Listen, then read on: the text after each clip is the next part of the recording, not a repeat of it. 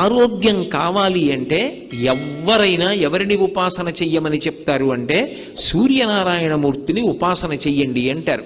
ఇప్పటికీ పిల్లల దగ్గర నుంచి పెద్దల వరకు సూర్య నమస్కారాలు చేస్తారు. ఆ సూర్య నమస్కారాల్లో కేవలం 10 విధములైనటువంటి భంగిమలతో చేసే నమస్కారాలు ఉన్నాయి. అవి తేలికగా చెయ్యడానికి వీలుగా ఉంటాయి.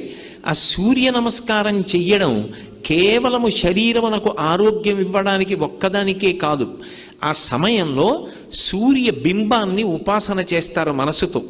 ఆ ఉపాసన చేసిన కారణం చేత దృష్టి నిలబెట్టడం కూడా అలవాటు అవుతుంది. దృష్టిని కేంద్రీకరించడం, ఒక విషయాన్ని పరిశీలిస్తున్నప్పుడు, ఒక విషయాన్ని చదువుతున్నప్పుడు, ఒక విషయాన్ని వ్రాస్తున్నప్పుడు దృష్టిని దాని మీదే కేంద్రీకరించగలిగినటువంటి శక్తి దేని వలన ఉత్పన్నమవుతుంది అంటే కేవలముగా ఆ సూర్య నమస్కారముల యందు